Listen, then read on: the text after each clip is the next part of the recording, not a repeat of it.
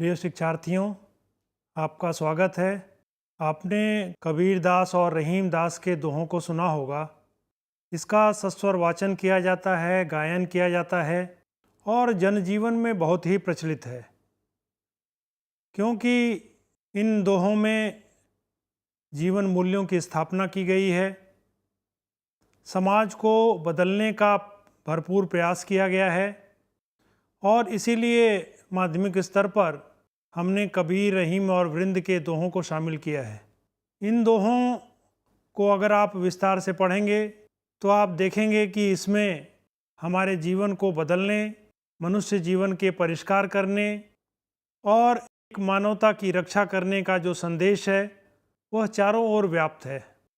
शिक्षार्थियों, अगर आप कबीर, रहीम आदि के समय काल को देखें तो हिंदी साहित्य में ये मध्यकाल था और जब जनता निराश और हताश थी, वैसे समय में भक्ति और नीति के दोहों ने समाज के निर्माण का कार्य किया, समाज को एक बनाने का काम किया और लोगों में उत्साह और उमंग का संचार किया। इन रचनाकारों की महत्वपूर्ण विशेषता यह है, इन लोगों ने जीवन के जो अनुभव थे, लोकानुभव, उनको दोहों में उतारने की कोशिश की और सामान्य उदाहरणों के माध्यम से अपने तथ्यों को, अपने विचारों को प्रस्तुत करने का कार्य किया। साथ ही इनकी भाषा भी आम जीवन की भाषा होती थी और इन्होंने उपदेश के बहाने समाज सुधार का जो बीड़ा उठाया वह वास्तव में आज भी प्रासंगिक है, क्योंकि मूल्यों के बिना समाज की कल्पना नहीं की जा सकती और मूल्यों की स्थापना के लिए रचनाकार हमेशा अपनी कलम उठाता है, समाज को बदलने की कोशिश करता है।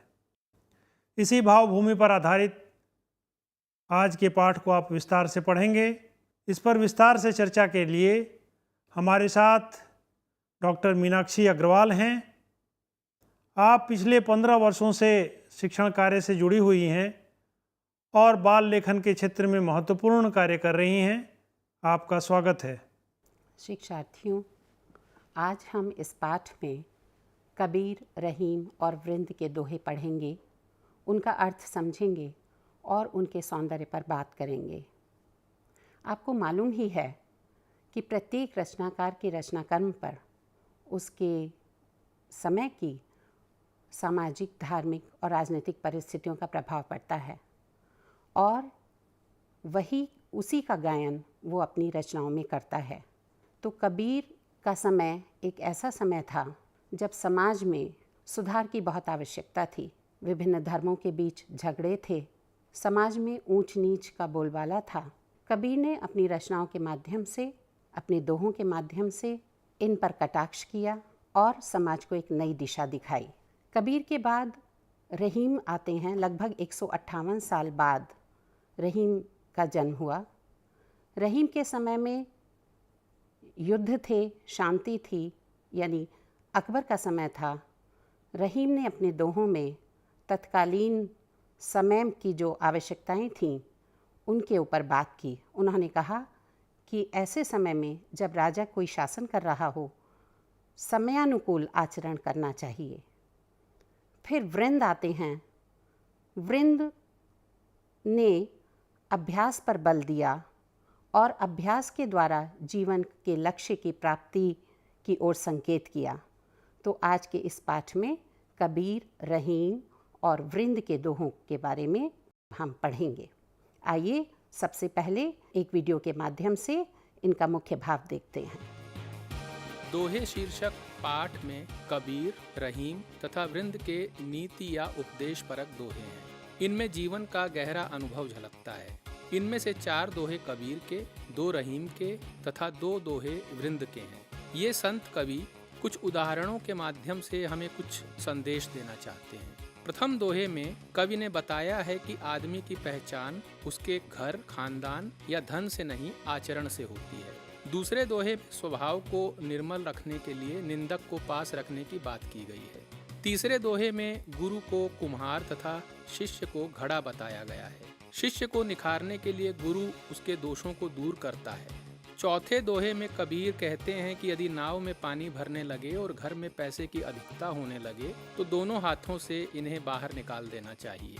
रहीम कहते हैं कि पावस के आने पर कोयल मौन हो जाती है कि अब मेढक वक्ता होंगे, हमें कौन पूछेगा। अगले दोहे में रहीम ने 7 बातों का उल्लेख किया है। खैर यानी कत्था, खून, खांसी, खुशी, वैर यानी दुश्मनी, प्रीति तथा नशीली वस्तुओं का सेवन, ये सब दबाने से नहीं दबती और सामने आ ही जाती हैं। कवि वृंद कहते हैं कि निरंतर अभ्यास करने से मूर्ख व्यक्ति भी ज्ञानवान बन जाता है, ठीक वैसे ही जैसे रस्सी के निरंतर आने जाने से पत्थर पर उसका निशान बन जाता है। दूसरे दोहे में वे बताते हैं कि आंखें मनुष्य के हृदय के भावों को प्रकट कर देती हैं। उन्हें देखकर अपने प्रति दूसरे व्यक्ति के भावों को समझा जा सकता है। आइए अब कबीर का पहला दोहा पढ़ते हैं। ऊंचे कुल का जन्मिया, करनी ऊंच न होई, सुबरन कलश सुरा भया, साधु निंदे सोई। कबीरदास जी कहते हैं कि ऊंचे कुल में जन्म लेने पर भी यदि तुम्हारी करनी ऊंची नहीं होती, अच्छी नहीं होती, यानी समाज के हित में नहीं होती, तो ऐसे ऊंचे कुल में जन्म लेना व्यर्थ है। जैसे स्वर्ण निर्मित कलश के अंदर यदि सुरा भर दी जाए तो उस स्वर्ण निर्मित कलश की निंदा सज्जन व्यक्ति करते ही हैं। यानी आप किसी भी जाति, धर्म या वर्ण में जन्म लें, यदि आपके अंदर अच्छे कार्य करने की प्रेरणा नहीं है, अच्छे कार्य करने की हिम्मत नहीं है, और यदि आप समाज के सुधार में नहीं लगते, तो फिर जन्म लेना व्यर्थ है। क्योंकि इस शरीर के भीतर जो हमारे भाव हैं, कर्म हैं, कर्म से ही इस शरीर की सार्थकता इस संसार में सिद्ध होगी। दूसरा दोहा है, निंदक नियरे राखिए, आंगन कुटी छवाए, बिन पानी साबुन बिना, निर्मल करत सुभाए। यहाँ कबीरदास जी दूसरी बात कह रहे हैं। वे कहते हैं निंदा करने वाला, आलोचना करने वाला, यानी व्यक्तित्व का निर्माण करने वाला, ऐसे व्यक्ति को अपने आंगन में एक छोटी सी कुटिया बनाकर रख लीजिए। सामर्थ्य ना भी हो तब भी उसको थोड़ी सी जगह दे दीजिए, क्योंकि यह वही व्यक्ति है जो आपके भीतर के दोषों को निकालकर बिना किसी खर्च के उस स्वभाव को मल रहित बनाता है। यानी भाव यह है कि अपने हृदय में अपने आलोचक को एक विशेष स्थान दीजिए, चाहे छोटा सा ही हो, क्योंकि यही वो व्यक्ति है जो आलोचना कर आपके भीतर के दुर्गुणों को दूर करने का अवसर देता है। तीसरा दोहा, गुरु कुम्हार शिष्य कुंभ है, गड़ी गड़ी काढ़े खोट, अंतर हाथ सहार दे, बाहर बाहे चोट। यहाँ कबीर गुरु के महत्व का प्रतिपादन कर रहे हैं। वो ये मानते हैं कि बिना गुरु के मार्गदर्शन नहीं हो सकता। गुरु ही वह व्यक्ति है जो सच्चाई को या जो आगे बढ़ने के लिए सही मार्ग दिखाएगा। कहते हैं गुरु कुम्हार के समान है। कुम्हार जो चाक पर मिट्टी का एक लौंदा रखकर चाक घुमाकर उस मिट्टी को एक आकार देता है, उसको हाथ से चोट करता है, अंदर की तरफ पानी लगा लगा कर उसको सही आकार देता है और बाहर से चोट कर उसे सही पक्का मजबूत आकार देता है। यहाँ पर गुरु का कार्य बिल्कुल कुम्हार के जैसा है। गुरु एक कुम्हार के समान है और शिष्य एक घड़े के समान। गुरु शिष्य के निर्माण में बार बार उसकी आलोचना कर, उसके खोट निकाल कर उसको संवारता है, उसको अच्छा बनने की प्रेरणा देता है, उसको सही मार्ग दिखाता है। अंदर से वो स्नेह, प्रेम और विश्वास उसके भीतर भरता है और बाहर से कठोर अनुशासन में रखकर उसे एक काबिल आदमी बनाता है। कबीर के जीवन में गुरु का बहुत महत्व था। उन्होंने रामानंद को किस प्रकार अपना गुरु बनाया, ये हम सब जानते ही हैं। चौथा दोहा है, जो जल बाढ़े नाव में, घर में बाढ़े दाम, दो हाथ उलीचिए, यही सयानो काम। अब यहाँ कबीर कहते हैं कि यदि आप में सामर्थ्य है, यदि आपके पास बहुत धन है, तो आप उसको जनहित के कार्यों में खर्च कर दीजिए। ठीक ऐसे जैसे नाव के भीतर अधिक जल भराने पर दोनों हाथों से उलीचना ही सही रहता है, श्रेयस्कर रहता है, अन्यथा नाव के डूब जाने का भय है। ठीक इसी प्रकार यदि आपके घर में अधिक धन है, आवश्यकता से अधिक, तो उसको दोनों हाथों से जनहित के कार्यों में खर्च कर दो, अन्यथा धन के साथ दोष भी अवश्य आते हैं।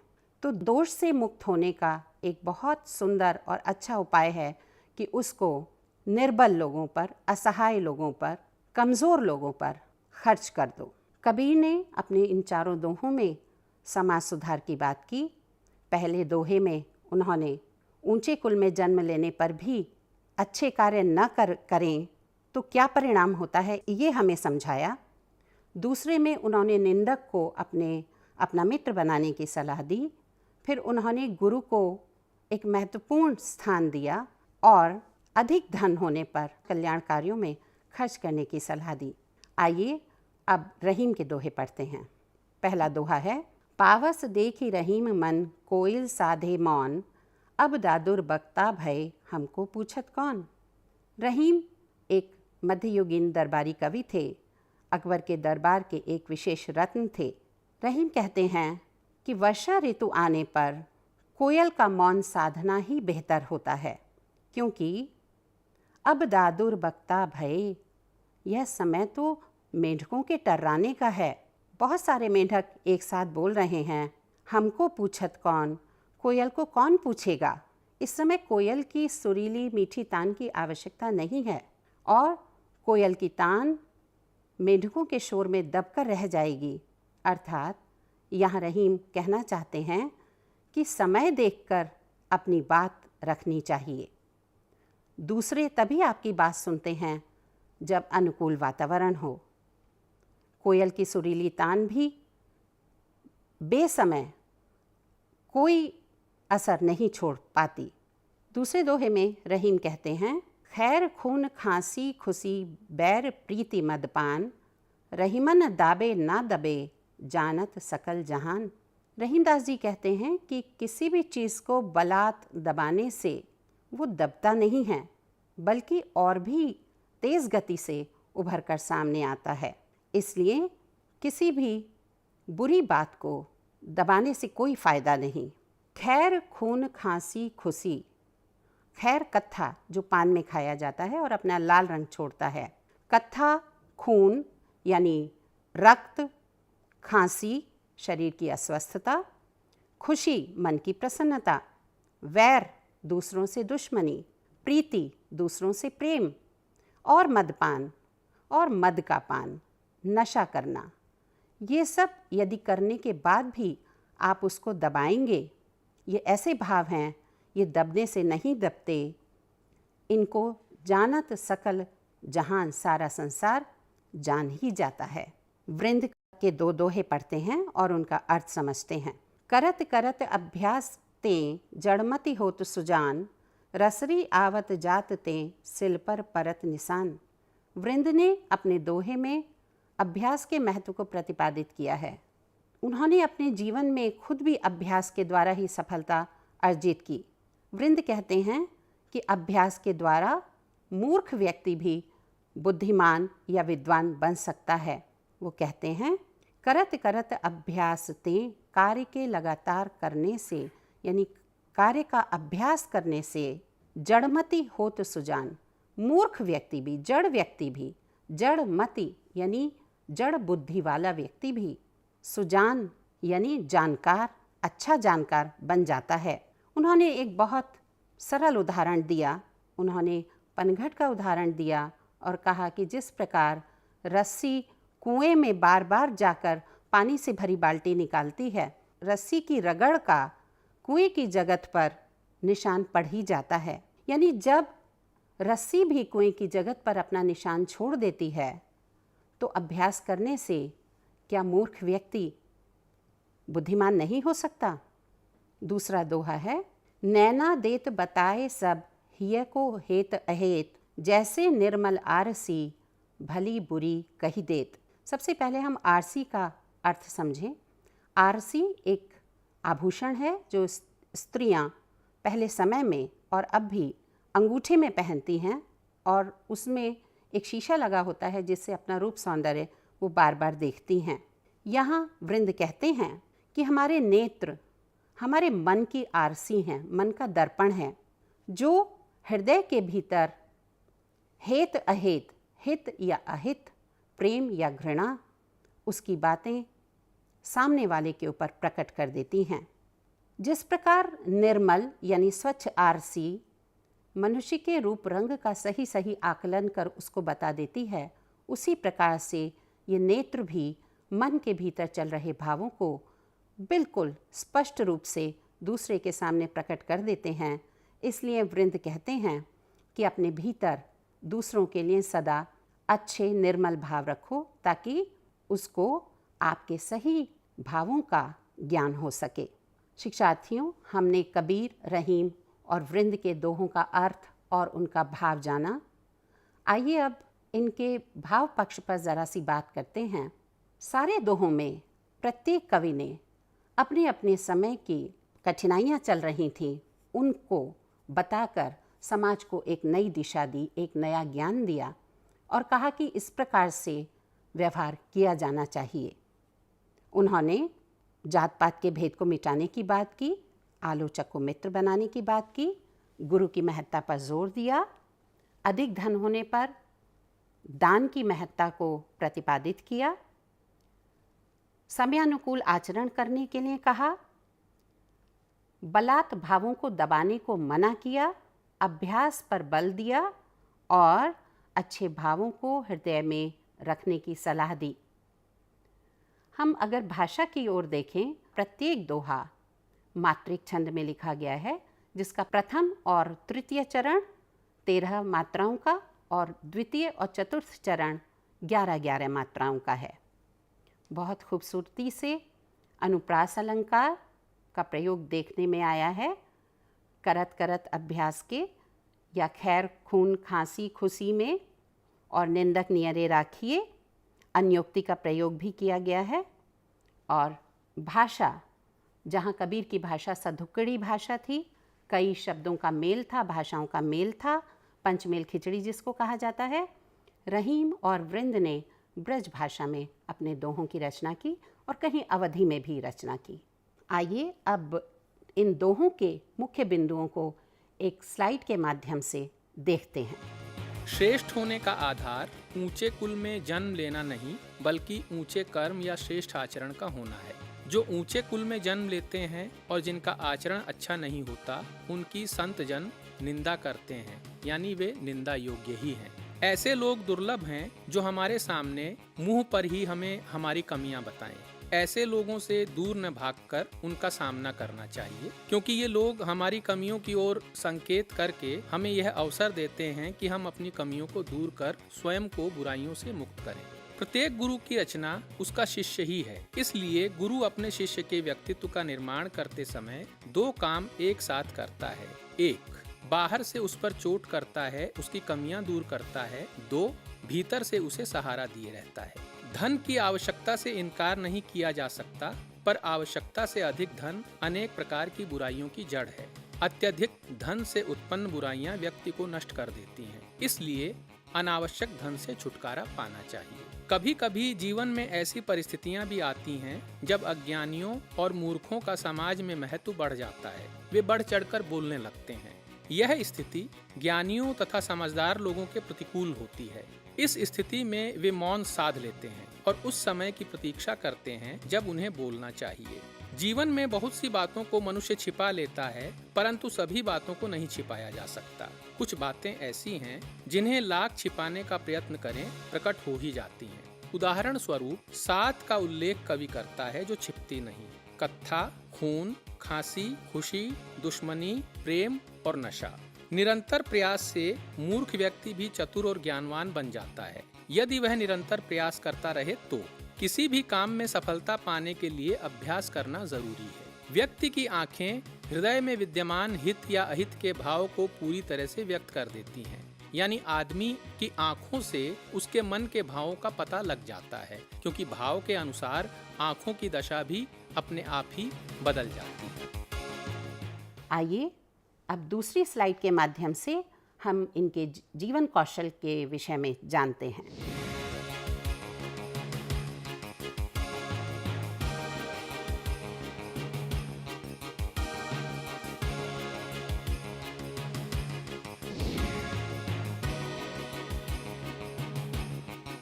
आइए अब दोहों में आए हुए व्याकरण बिंदुओं पर एक नज़र डालते हैं।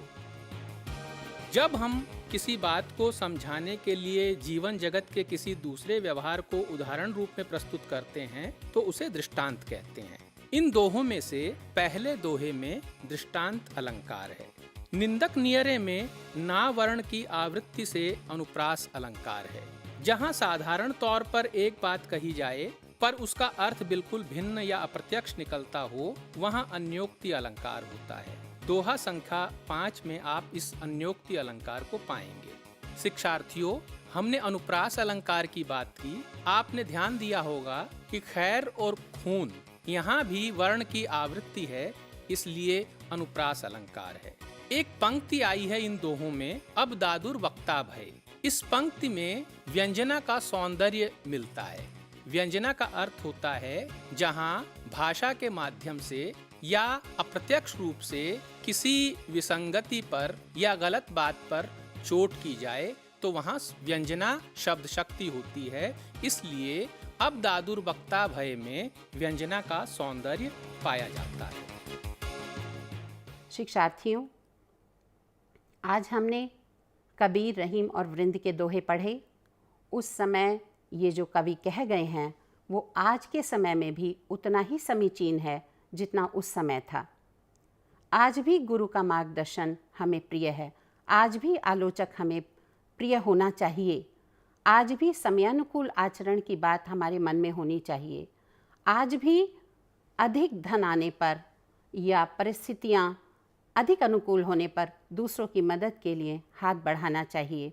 यानी कबीर, रहीम और वृंद ने अपने अपने समय में अपने अपने समाज को एक नई दिशा दी।